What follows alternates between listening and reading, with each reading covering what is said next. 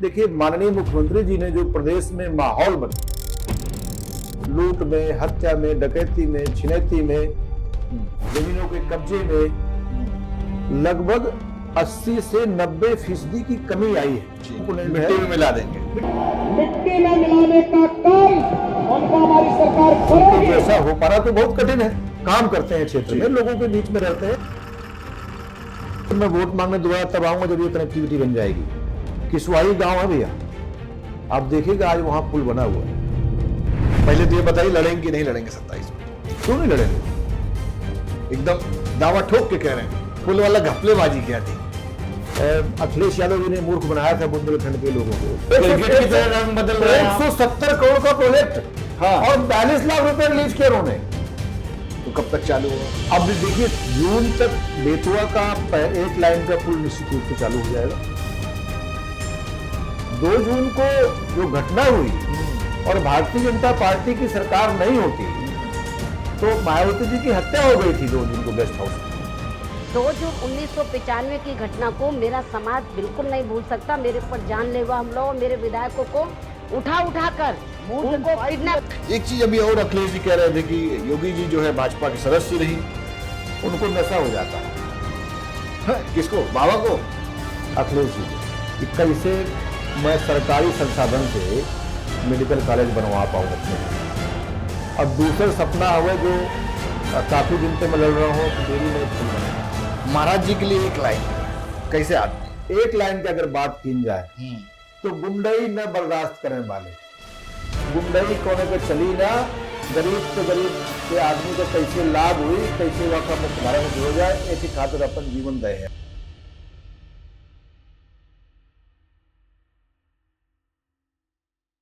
Hello दोस्तों, मैं आप सभी का बहुत स्वागत करता हूं अपने चैनल स्पॉटलाइट विद निखिल में। आज के जो हमारे गेस्ट हैं, हमीरपुर के विधायक हैं डॉक्टर मनोज कुमार प्रजापति।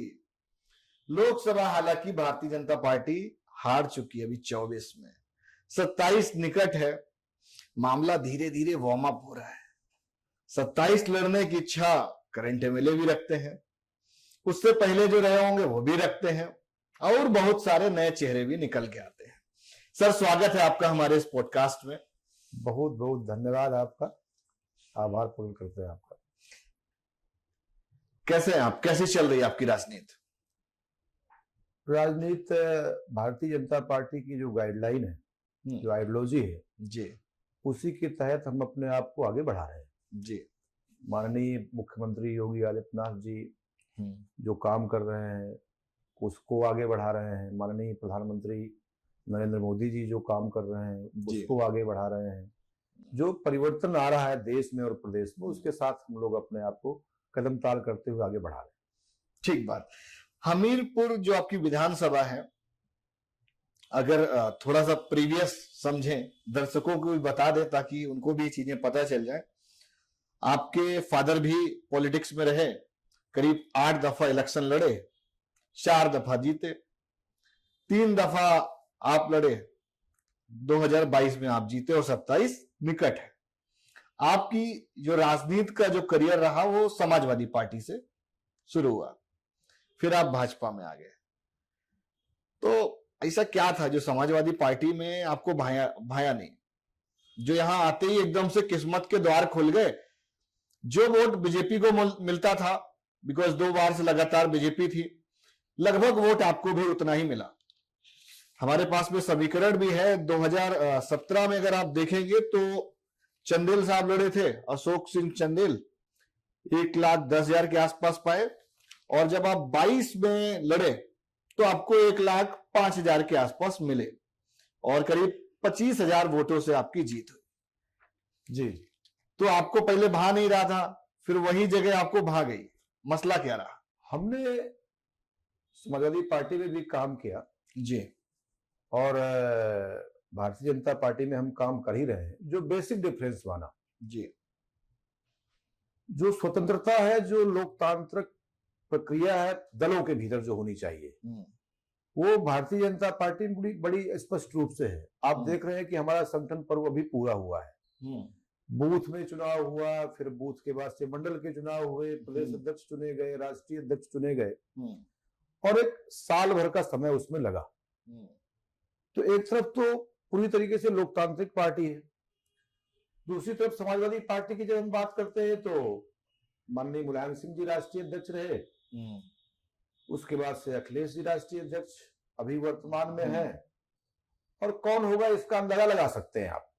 लेकिन भारतीय जनता पार्टी के बारे में माननीय नितिन नवीन जी ने कितनी स्मूथली आकर के वो अध्यक्ष बने, ये दूसरे दल में आप नहीं सोच उनको सकते। फील भी नहीं हो रहा था कि हम बना दिए गए था कि वो बने और वो आज चला रहे हैं। ये बहुत बड़ा डिफरेंस है लोकतंत्र में। अगर दल के अंदर ही लोकतंत्र नहीं है तो फिर आप लोकतंत्र कैसे कर चलाएंगे, इसकी कल्पना आप कर सकते हैं। ऐसे सरप्राइज जो है 27 में टिकट मिलेगी, बिल्कुल मिलेगी और जिन लोगों को मिलेगी वो जीतेंगे। डर सता रहा आपको? कोई डर नहीं है, हम कोई डर तो नहीं। काम करते हैं। और देखिए माननीय मुख्यमंत्री जी ने जो प्रदेश में माहौल बदला है, सिर्फ भाषणों की बात हम नहीं कर रहे हैं जी, डेटा हम आपको बताएंगे कि लूट में, हत्या में, डकैती में, छिनैती में, जमीनों के कब्जे में लगभग 80 से 90% की कमी आई है जी। और एकमात्र कंपोनेंट है कि अगर हम लाइन ऑर्डर ठीक कर दें, लोगों के मन से भय को समाप्त कर दें जी, तो बहुत सारी चीजें अपने आप चल पड़ती हैं। और मुख्यमंत्री ने वो किया है, ये बहुत बड़ा कंपोनेंट है। मिट्टी में मिला देंगे। मिट्टी वो तो असेंबली के अंदर उन्होंने कहा। बड़ा प्रेरित लगते हैं आप मुख्यमंत्री जी से। ये प्रेरित है, अब उनको नजदीक से देखा है, उनको उनके जैसा हो पाना तो बहुत कठिन है। बहुत बड़ा उन्होंने त्याग और तपस्या करी है तब वो वहां पहुंचे हैं। लेकिन जो उनका आचरण है, देखते हैं, वो जो कहते हैं उसको करते हैं, ये हमने पाया है। और इस कारण से हम लगता है कि आज की तारीख में जो उत्तर प्रदेश का माहौल उन्होंने बनाया है, वातावरण जो बदला है, वो लोगों के दिल के अंदर है। 24 में बदल गया। जब 24 की आप बात करेंगे तो बहुत सारी चीजें 24 के संदर्भ में कही जा सकती हैं। विपक्ष ने एक भ्रम बनाया लोगों के बीच में, और बहुत बड़ा भ्रम बनाया संविधान को लेकर के। आप ही बताइए, जो लोग संविधान बदलने की बात करते हैं कि भारतीय जनता पार्टी संविधान बदल देगी जी, बाबा साहब ने इतना कमजोर संविधान तो नहीं बनाया है। और अगर देखेंगे आप, संशोधनों की बात करेंगे, लगभग 106 संशोधन हुए हैं अभी तक जी। 106 संशोधनों में माननीय मोदी जी ने तो 8-9 ही किए हैं, सब तो कांग्रेस पार्टी ने किए हैं। और जो मोदी जी ने 9 किए हैं, वो चाहे महिला आरक्षण से संबंधित हो, चाहे अनुसूचित जाति के आरक्षण को बढ़ाने का समय हो, चाहे एनईपी वाला बात हो, तो इनको आप देखेंगे तो किस संदर्भ में वो परिवर्तन हुए हैं, समय के हिसाब से समय के हिसाब से हुए हैं। और वो जो कर गए 90, उनको देखिएगा वो क्या क्या किया है कि कैसे किसी की तिजोरी भर सकते हैं, कैसे किसी का धन बचा सकते हैं, कैसे किसी का रजवाड़ा बचा सकते हैं। इसके संशोधन हुए तो अंतर साफ है और वो पब्लिक देख रही है। तो ये जो भ्रम बताया उन्होंने लोगों के बीच में संविधान बदलने वाला, इसमें कहीं ना कहीं से लोग फंसे, जिस कारण से हम लोग चुनाव हारे। और उसके अलावा दूसरा कोई कारण नहीं। झूठ की हार नहीं जो है बार बार नहीं चढ़ती है। वो भाजपा की नजर में ऐसा हो सकता है कि भ्रम है, जनता ने तो वोट दिया जान के। हालांकि पीडीए दमदारी से चला 2027 में, और अखिलेश जी के जो रिजल्ट है बढ़िया रहे। इसके 2 कारण हो सकते हैं। एक हो सकता है कि जो आपने कहा कि नैरेटिव गढ़ा गया संविधान बदलने का, उसका फायदा मिला, पहला। दूसरा एक कारण लोग और है, मतलब आम जनमानस के बीच में, कि योगी जी दमदारी से लड़े नहीं, क्योंकि टिकट उनके हिसाब से हुए नहीं। इसको कितना सत्य मानते हैं? ये बिल्कुल, देखिए भारतीय जनता पार्टी में किसी के हिसाब से टिकट नहीं होते हैं, यही तो खासियत है। योगी जी के हिसाब से भी नहीं होते, किसी के हिसाब से नहीं होते हैं। पब्लिक अमित शाह जी तय करेंगे, अमित शाह जी भी नहीं तय करेंगे। हाँ। पूरी तरीके से मैंने बताया कि यहाँ का कार्यकर्ता तय करता है कि कौन चुनाव लड़ेगा। नीचे से पूरी ब्रीफिंग होकर के जाती है, तब चुनाव होते हैं, तब कैंडिडेट तय होते हैं। तब तो शाह जी के यहाँ चक्कर लगाए बेकार है, फिर तो बेवजह जो है बुके लेके जा रहे हैं लोग। वो आप नैतिकता में तो किसी के यहाँ जाएंगे, हमारे नेता हैं तो मिलेंगे जुलेंगे उनसे, लेकिन टिकट तय करने का मैं तो नहीं गया था ना टिकट मांगने, लेकिन बीजेपी के एजेंडे में थे हम, टिकट मिला ना मुझे। ठीक बात, इसकी कहानी बताइए, टिकट कैसे मिला 22 में?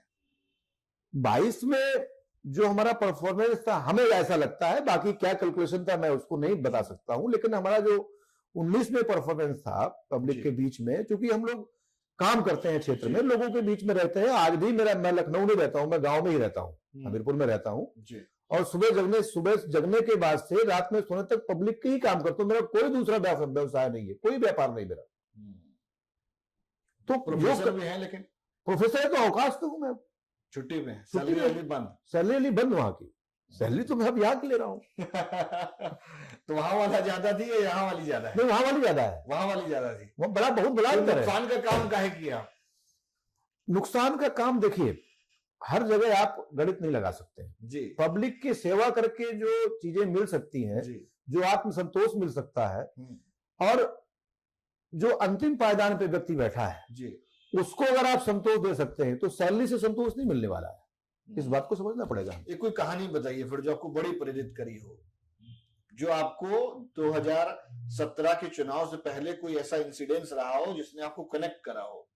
क्योंकि आमतौर पे हमने बहुत सारे पॉडकास्ट किए हुए हैं, तो कुछ ना कुछ ऐसा है कि जो छू जाता है। तो वहां से फिर एक जो दौर है, बिकॉज आपने भी पहले नौकरी करी, सरकारी नौकरी करी, उसके बाद आप पॉलिटिक्स में आए, आपके फादर पॉलिटिक्स में थे, तो इसके दो पर्सपेक्टिव हो सकते हैं। पहला तो पिताजी ने विरासत सौंपी, दूसरा आपका मन हो गया, तो असल में क्या था? देखिए, हमने बचपन से अपने घर में लोगों को आते जाते देखा, शोषित थे, पीड़ित थे, वंचित थे, जो अपनी बात को किसी से कह नहीं सकते थे जी। पिताजी उनके सेवा में अपने आप को संलग्न रखते थे, और हम भी उनको कभी चाय पिलाते थे, कभी खाना खिलाते थे। तो जब पिताजी का मन हुआ कि अब हमें ये नहीं करना, तो मुझे लगा कि ये किसके सहारे छोड़े हम। तो आज भी हमारे लोग हैं, जो लोग जुड़े थे वो जाएंगे, जो जुड़ेंगे वो किसके पास जाएंगे, और फिर से उनको वही यातनाएं न झेलनी पड़े, ये मन में था। इस कारण से हम इस तरफ आए, उधर से कि चीजें ये भी हमें करनी चाहिए, अगर ये कर पाएंगे तो ज्यादा बड़ी बात है। जैसे पिताजी खूब सारे चुनाव लड़े, और उनमें से जो है करीब 4 जीते, और मुझे लग रहा है 4 हारे हैं। तो बड़ा राजनीतिक में आपने ये नहीं देखा कि पिताजी बड़े परेशान रहे हों, खूब संघर्ष किए हों? क्योंकि 8 चुनाव लड़ना सामान्य बात नहीं है। कई सारी, उसके बाद थोड़ा सा और इसको लेंगे, और उसके बाद जैसे आपके जो बच्चे होंगे, आप उनको नहीं चाहते होंगे कि यार वो पॉलिटिक्स में आए, या जो चीज का हमको करना पड़ रहा है वो हमारे बच्चे करें। तो इस पे आपकी क्या राय रही? मैं तो कृषि के विद्यार्थी रहा हूँ, कृषि का प्रवक्ता, एग्रीकल्चर वाले हैं। और मैं नजदीक से देखता हूँ, जब पेड़ को काटते हैं तो शाखाएं ज्यादा निकलती हैं। तो संघर्ष अगर आपके जीवन में नहीं है तो फिर नहीं है, आप तरक्की नहीं कर पाएंगे। ये तो बहुत जरूरी है। हमें तो कई घटनाएं ऐसी याद आती हैं कि हो सकता है पिताजी हमारे बीच में नहीं होते। विधायक एक बार रह चुके थे, दिल्ली में कोई कार्यक्रम था, कांशीराम जी का आह्वान था, तो दिल्ली उनको जाना था जी। दिन में क्षेत्र में काम किए, और बांदा से उनकी ट्रेन थी जी। प्लेटफॉर्म पे ही अपना तहमत बिछा के वो सो गए, और जब जगे तो स्टेशन पे ट्रेन थी। वो जल्दी से भगे अपना समेट करके जो ब्रीफकेस वगैरह था, और ट्रेन वहां से रवाना कर गई, और वो हैंडल पकड़ के उसमें चढ़ गए, और गेट वो बंद था। वो पता नहीं कौन था व्यक्ति, भगवान स्वरूप, जिसने 10-15 किलोमीटर बाद, और सर्दियों के दिन थे, उसने गेट खोला, तब आज हम लोगों के बीच में है। तो जब ऐसी चीजें सुनने को उनके द्वारा बताई जाती हैं, या हम उसी समय हम लोग तो थे ही, तो लगता है कि कितना बड़ा संघर्ष रहा होगा। सबसे बड़ी बात यह है कि इतने बड़े राजनीतिक जीवन में आज भी कोई उनकी सफेदी पे धब्बा नहीं लगा सकता है, कह नहीं सकता है। और हम लोगों का प्रयास रहता है कि ऐसा ही होना चाहिए, ऐसा रहे हम लोग, ईमानदारी से चुनाव लड़ते रहे, और ईमानदारी ही उनकी पहचान है। चाहे आप क्षेत्र में बात कर लीजिए, चाहे ऊपर नेताओं से बात। तो आपको ट्रेनिंग नहीं देते होंगे? एक व्यक्ति है जो घर में एक बड़े के रूप में है, पिता के रूप में है, जिसने खूब ढेर सारे चुनाव लड़े हैं, जितने लड़ सकते थे मैक्सिमम, तो वो आपको ट्रेनिंग नहीं देते? कुछ समझाते नहीं, डांटते नहीं है? नहीं, डांटते हैं ना, साधिकार डांटते हैं, और उनका अधिकार है, क्यों नहीं डांटेंगे। और रही बात ट्रेनिंग की, तो मैं तो नहीं समझ पाया कि वो ट्रेन करें, लेकिन अब महसूस होता है कि उन्होंने भी ट्रेंड किया है। जब वो एमएलए हो गए और हम सक्रिय राजनीति में पदार्पण किए, तो कई बार जब दलीय कार्यक्रम आते थे और उनमें उनको जाना होता था, तो अब वो सत्यता होती थी या ट्रेन करना चाहते थे, मैं नहीं बता पा रहा हूं, लेकिन मनोज तुम चले जाओ और मैं आज ऐसा ऐसा है। तो उन मीटिंग्स में जाना, उनको हैंडल करना, वहां पर अपने वक्तव्य को रखना, तो आज वो रिफ्लेक्ट होता है कि अगर वो शायद मैंने ना किया होता तो आज मैं अपनी बात को किसी भी फोरम पे रखने में इतना सफल नहीं होता और संकोच भी मेरे अंदर कायम होता। तो ट्रेन तो उन्होंने किया है और उनका ही सब कुछ है। तो पहला भाषण कब दिए, मतलब वो वाली स्थिति आई कि माइक हाथ में हो और जो है कुछ कंटेंट ना हो? 2012 से ही हमने भाषण देना शुरू कर दिया था। 2011 हम तो हायर एजुकेशन में हम 2010 में गए थे, तो हिजक जैसी कोई चीज तो थी नहीं। पीएचडी स्कॉलर थे, बच्चों को पढ़ाते थे और कॉलेज के तमाम सारी एक्टिविटीज हैं तो वो करते थे। तो कॉलेज में वो दबदबा नहीं रहा कि विधायक जी के लड़के हैं और पूरा भौकाल एकदम? नहीं, मैं पूरी ईमानदारी से बताऊंगा। 2010 से पहले अगर समझाएं तो बड़ा दबदबा हुआ करता। मैं आपको एक सत्य घटना बताऊं जी। पिताजी हमारे मिनिस्टर थे और मैं यहाँ पीएचडी स्कॉलर था। मेरे गाइड थे डॉक्टर ए.के. सिंह साहब, इस समय वाइस चांसलर है सेंट्रल एग्रीकल्चर यूनिवर्सिटी झांसी में जी। मेरा एक जूनियर मेरे पास आया और उसने कहा कि भैया ये नौकरी के लिए मुझे इंटरव्यू के लिए जाना है, आप मेरी मदद कर दें। तो मैंने उसका वो एडमिट कार्ड, विधायक वाला एडमिट कार्ड मैंने लिया और उससे मैंने ये कहा कि देखो यार प्रयास करेंगे लेकिन आप अपना देख लीजिएगा, बहुत ज्यादा है सब चीजों में। वो एज यूजुअल चला गया और वो उस समय हमारे जो गाइड साहब थे वो उसके पीजी के गाइड थे। तो उन्होंने, वो बच्चा उनके पास भी गया, इंद्रजीत नाम था उसका, और उनसे कहा कि सर ऐसा ऐसा है। तो सेम जवाब उन्होंने दिया कि भाई और भी कहीं देख लेना और प्रयास करेंगे, कहीं कुछ अगर बात होगी।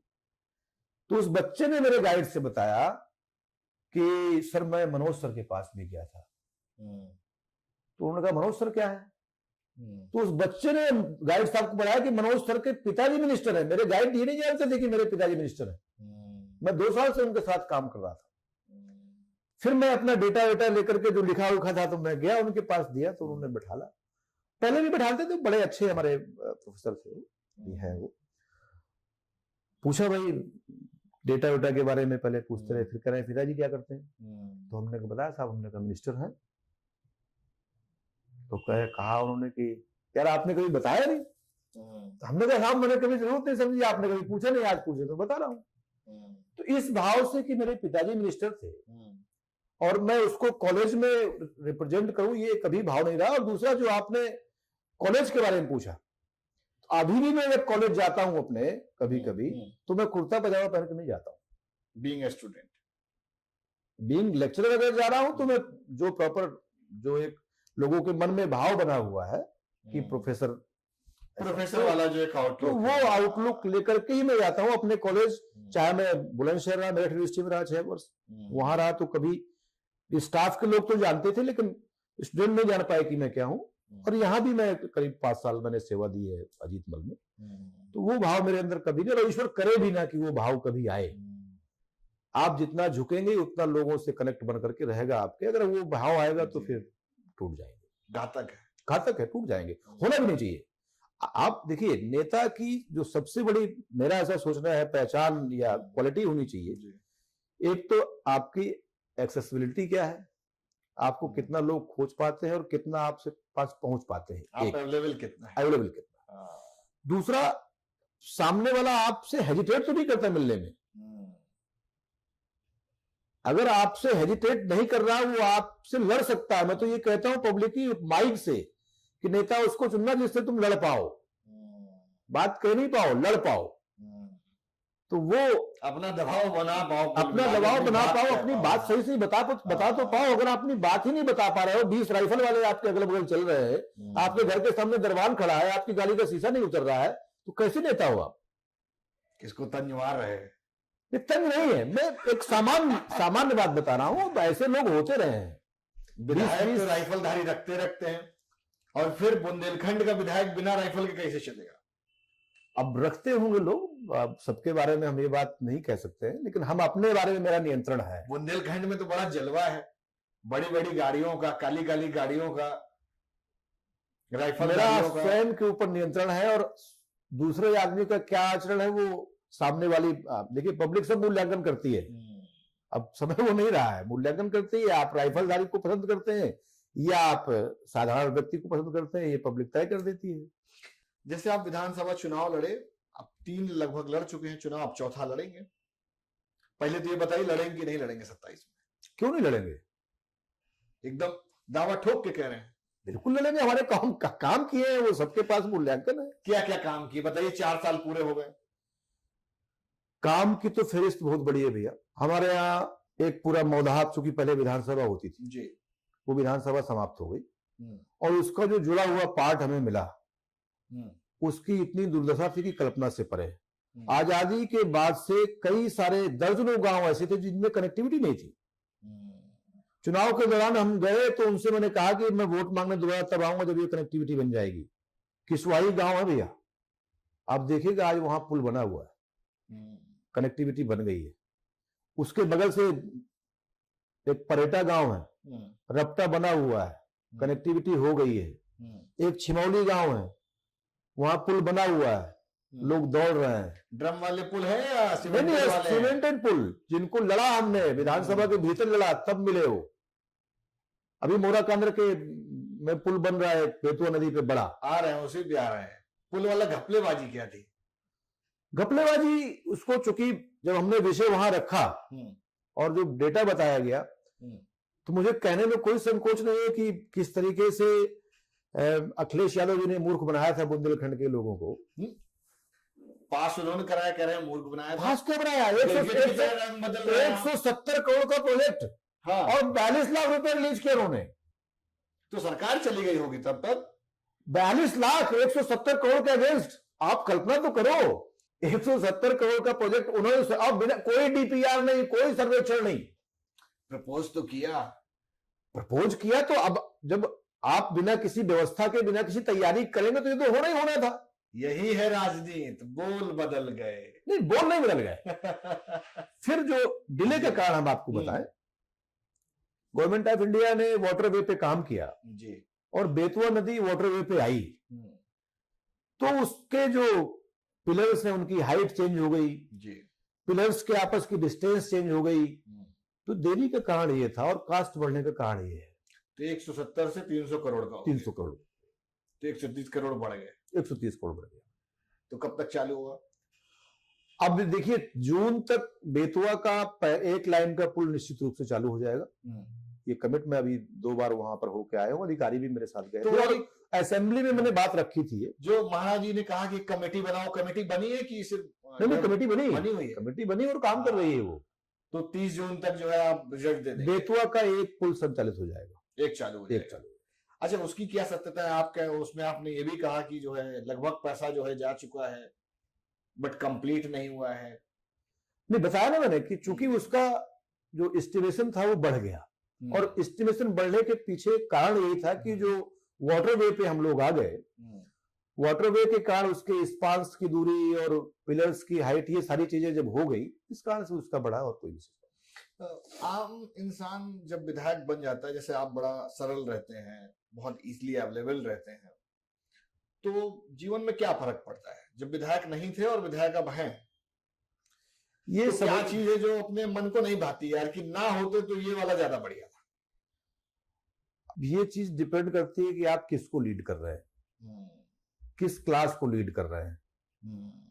अगर आप एलीट क्लास को लीड कर रहे हैं तो उनके काम अलग तरीके के हैं। हो सकता है कि कम समस्याएं आपके सामने आए, उनके काम दूसरे तरीके के होते हैं। और जिनको हम लीड कर रहे हैं, जिनका कोई नहीं है, जो शोषित है, पीड़ित है, वंचित है, किसी से अपनी बात कह नहीं सकता है, तो वो हम लोगों को हर मर्ज का इलाज समझता है। समझ गए? डॉक्टर मनोज भैया ही हैं, मतलब हाँ, डॉक्टर की बात भी करनी है, वकील की बात भी करनी है, जिलाधिकारी की बात भी करनी है, विद्युत कनेक्शन की बात भी करनी है, पीडब्ल्यू की बात करनी है, इरिगेशन की बात करनी है। लोकल भाषा में आपको समझाता है, आप उसको जो है कन्वर्ट करके आगे भेजते, उसकी प्रक्रिया। वही बात है।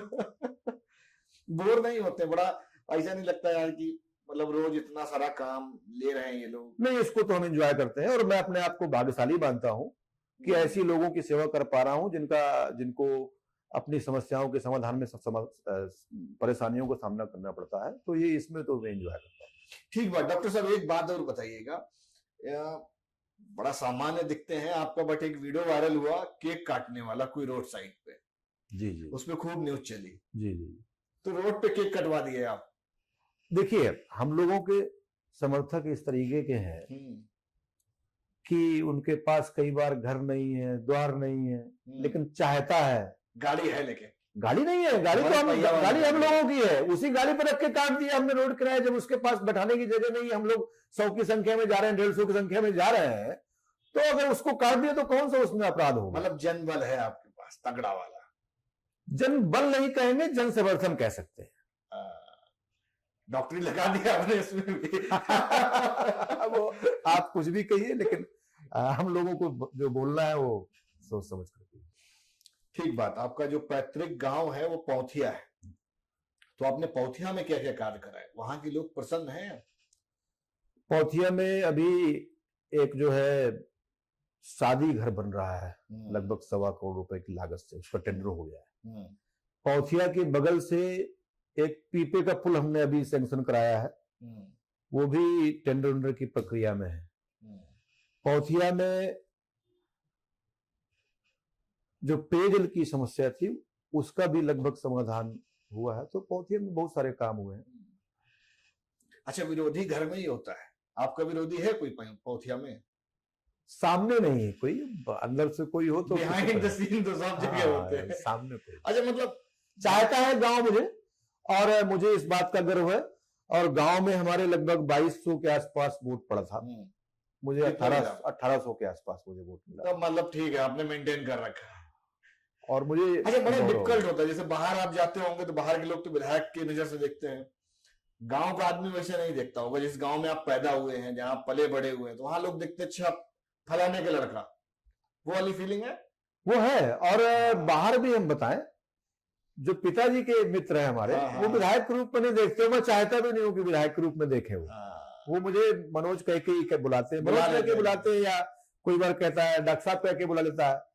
तो मुझे ये पसंद है कि मुझे विधायक के रूप में बेटे वाले हक से बुला लेते हैं। हाँ।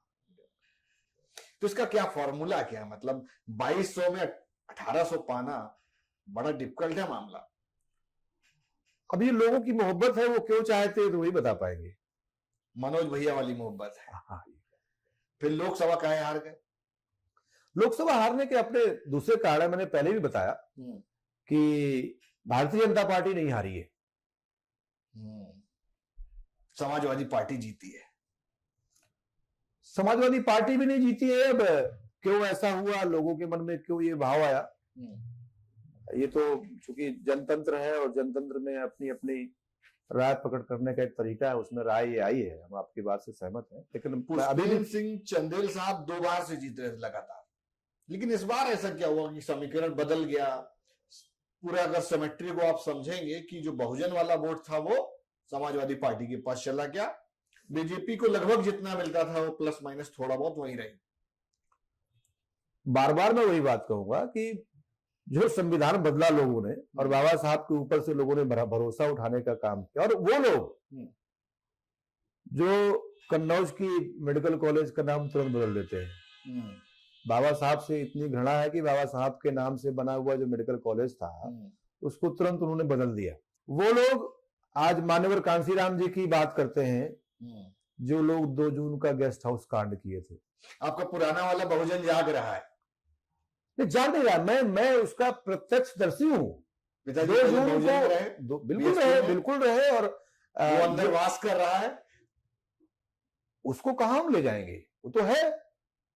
2 जून को जो घटना हुई और भारतीय जनता पार्टी की सरकार नहीं होती तो मायावती जी की हत्या हो गई थी 2 जून को गेस्ट हाउस पे। और कौन लोग थे?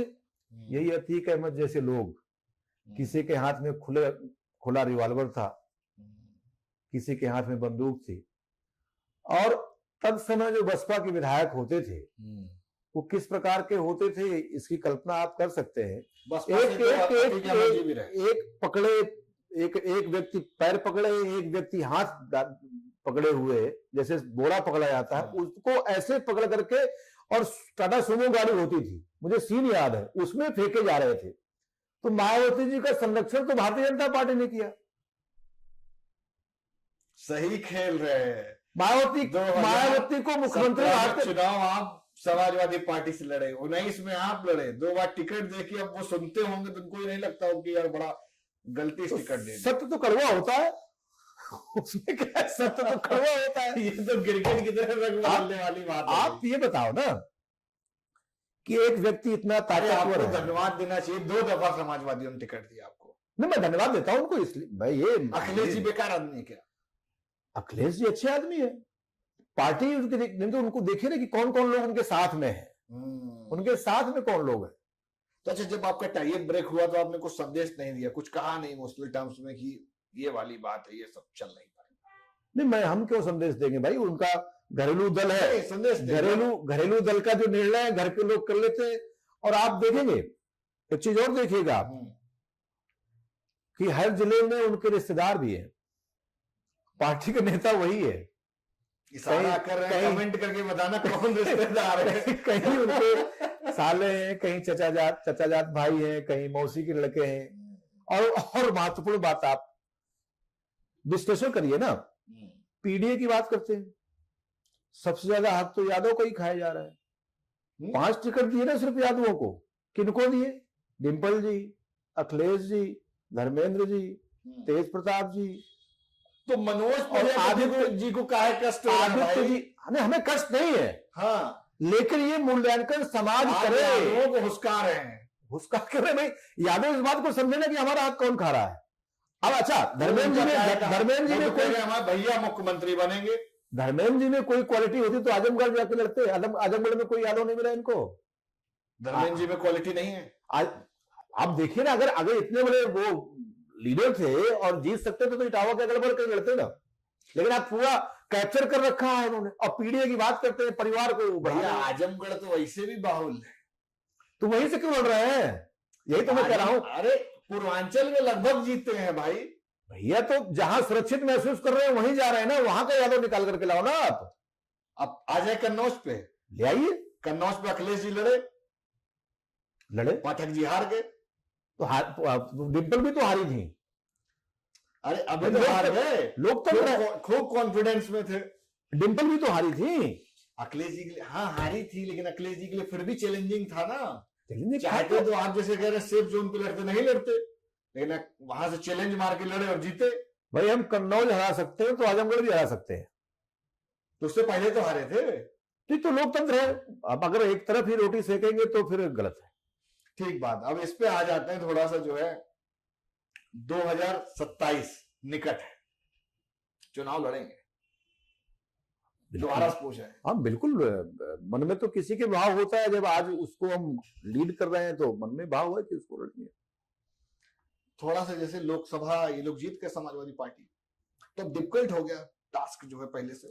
कोई डिफिकल्ट नहीं है। नो नो नो, पब्लिक जान गई ना, काठ की हांडी बार बार नहीं चढ़ती है। अगर लेकिन चंदेल साहब बाहर आ जाए, अशोक सिंह चंदेल, तो कांटे की टक्कर हो जाएगी आपके साथ। अब बाहर आ जाए तो हम तो स्वागत करते हैं, भाई आए लड़े, चैलेंज करेंगे, बढ़िया वाला कांटे की टक्कर होगी। पिताजी के समय पे भी लड़े,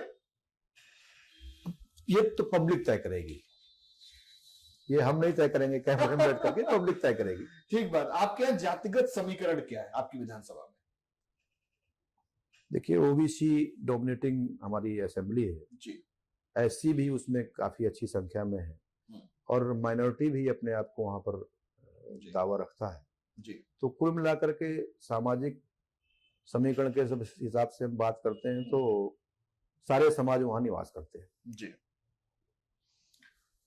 जैसे 2027 में क्या लग रहा है, बीजेपी जीतेगी? कोई रोक नहीं सकता है। हाँ? बिहार में क्या लग रहा था आपको? बिहार में पूरे देश में था कि ऐसा होगा ऐसा होगा ऐसा। वो तो कहते चीटिंग कर लिए। अब चीटिंग किसने कर ली? 95% रिजल्ट आया, टैप कर गए। नहीं तो चीटिंग किसने कर ली? आप कहाँ थे?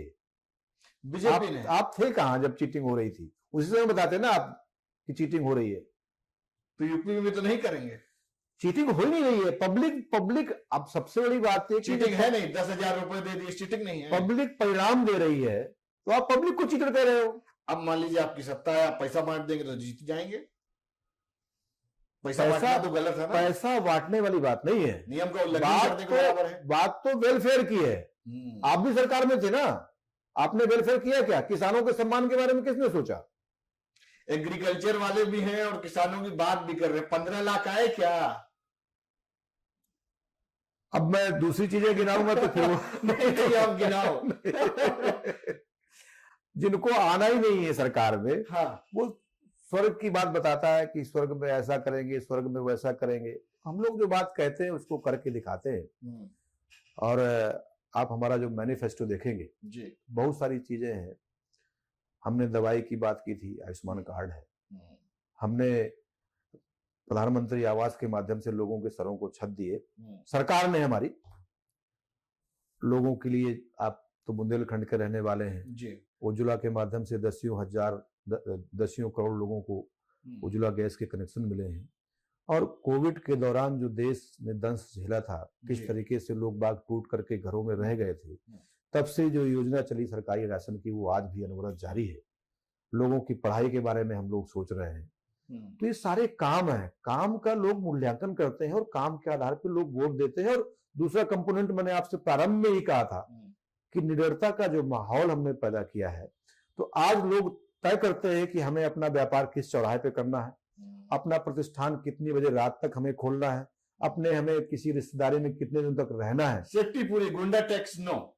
गुंडागर्दी बिल्कुल समाप्त है। गुंडा अगर कोई बनने की सोच रहा है तो वो फिर आगे की बात भी सोच ले कि हमें क्या, अब हम कहाँ जाएंगे, मिट्टी में मिल जाएगी। एक ही राजा है। नहीं, राजा नहीं है, इसको राजा नहीं कहेंगे, लेकिन जो दुर्गंध माफिया है और लोगों से लूट घसोट डकैती छिड़ैती करना चाहता है, तो उसके ऊपर तो काल बन के टूटेंगे, बुलडोजर चलेगा। ठीक बात। आप जिस क्षेत्र से आते हैं तो वहां पर तो खूब खनन होता है, तो आप कंप्लेन नहीं करते हैं? बहुत दफा आता है न्यूज में अवैध खनन। अब हम कुछ कहेंगे तो फिर मीडिया के लोगों को भी बुरा लगेगा।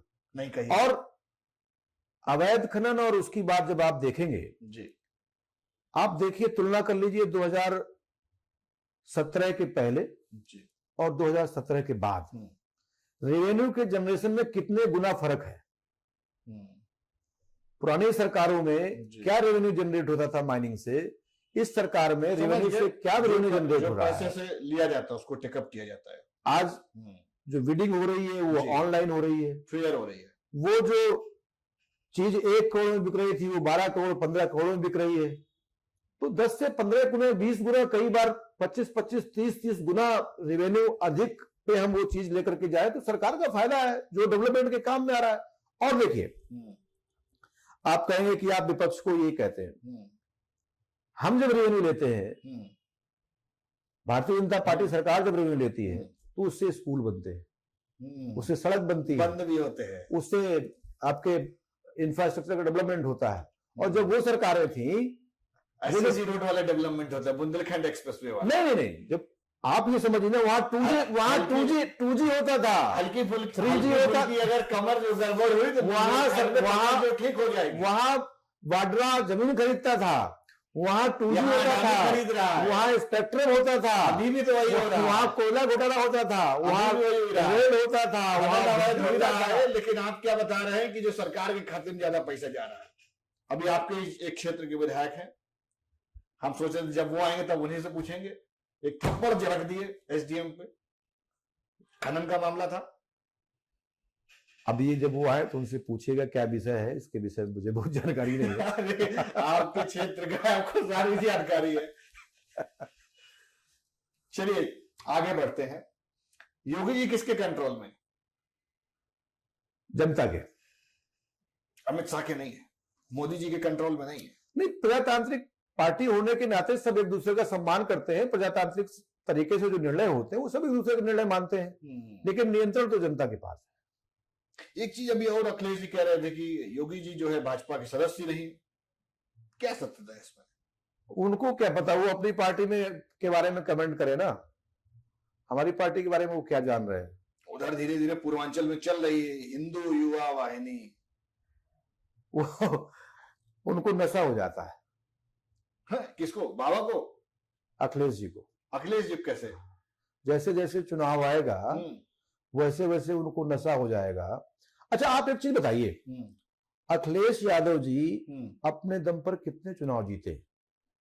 12 में मुलायम सिंह जी के कारण मुख्यमंत्री बने, 14 में वो हारे, 17 हारे, 19 हारे, 22 हारे, 24 हारे।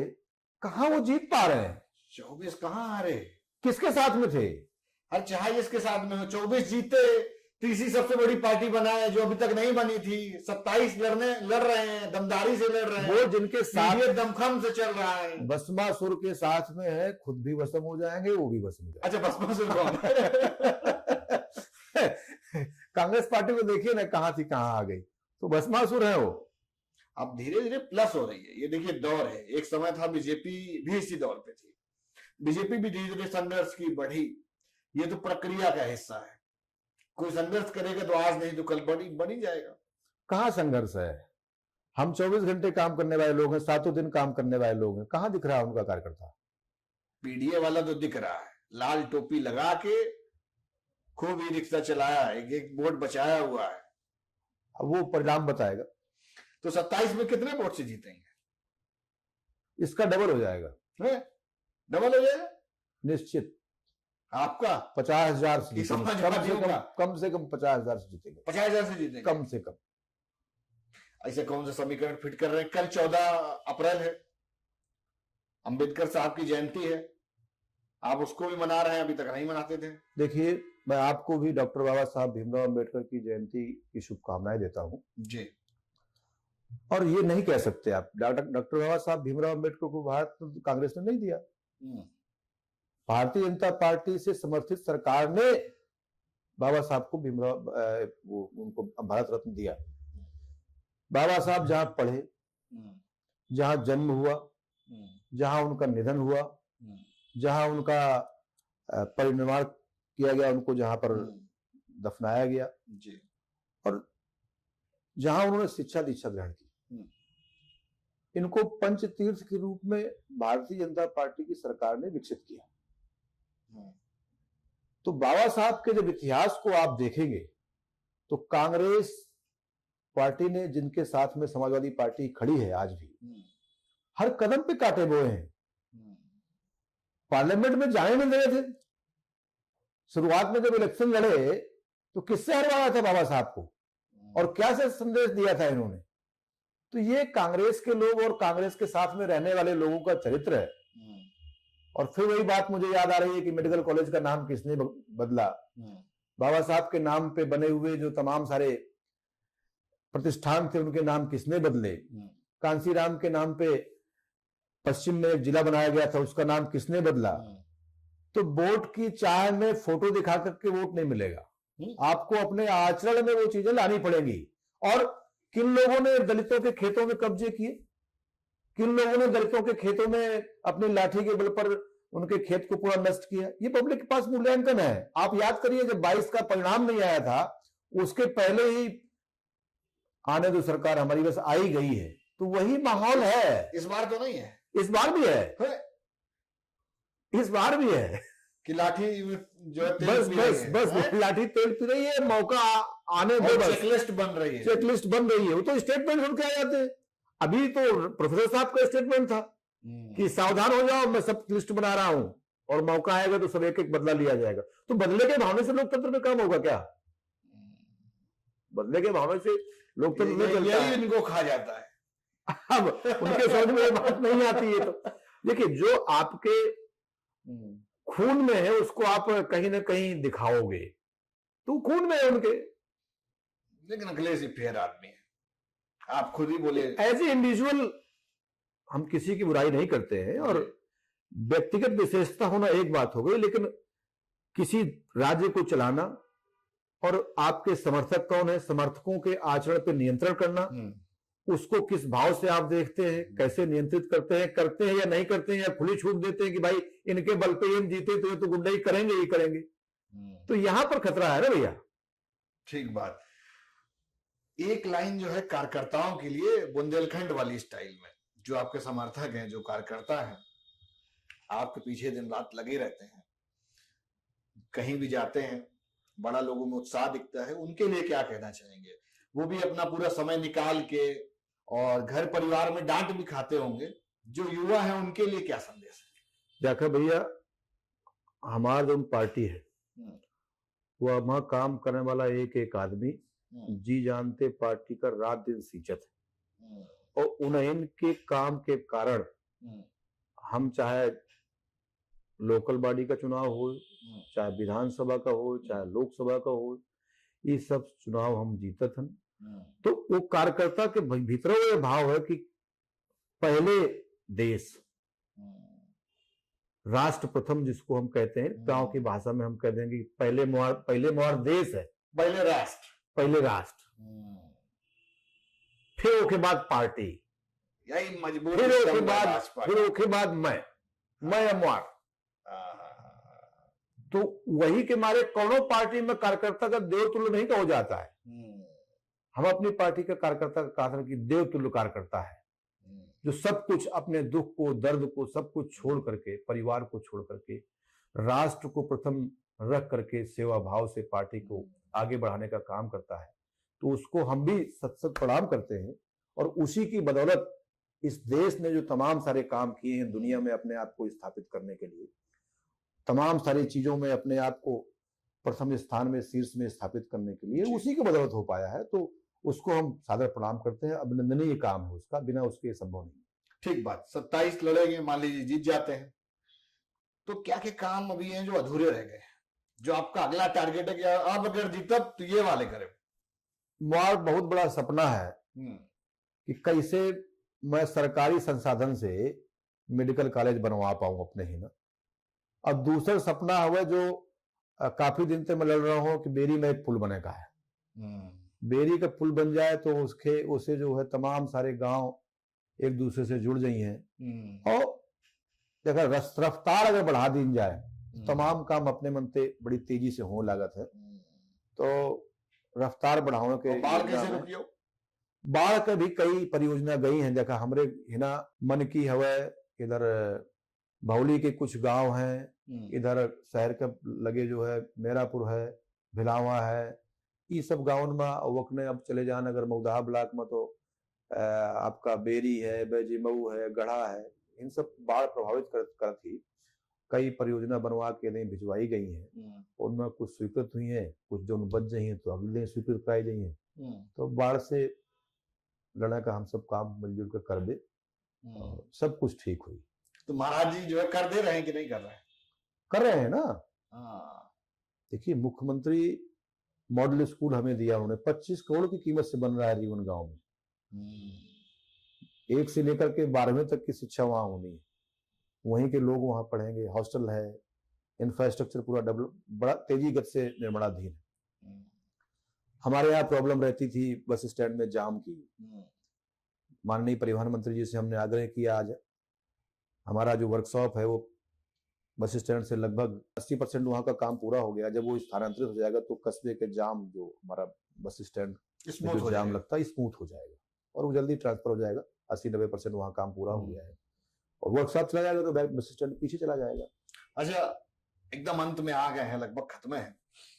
महाराज जी के लिए एक लाइन जो है, कैसे आदमी है? एक लाइन की अगर बात की जाए तो गुंडई न बर्दाश्त करें वाले, गुंडई कोने के चली ना, गरीब से गरीब से आदमी का कैसे लाभ हुई, कैसे वह का मुख्य धारा से जुड़ जाए, एक ही खातिर अपन जीवन दे हैं। गरीबों रंगबाजी तो चली, गरीबों का रंगबाजी है, पर गरीब कौन रंगबाजी बेच खाओ? इस गरीब के ऊपर अलग रंगबाजी है, वह का सुरक्षा का भाव महसूस तो हो,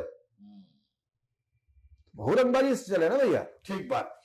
2 डिप्टी सीएम हैं, ब्रजेश पाठक जी और केशव प्रसाद मौर्य जी, आपके प्रति मोहब्बत किसकी ज्यादा?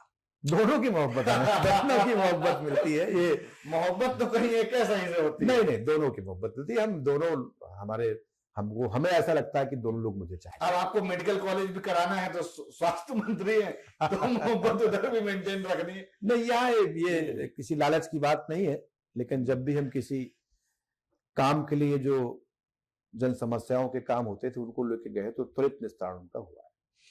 ठीक बात मनोज भैया, आपका बहुत बहुत धन्यवाद, बहुत बहुत आभार।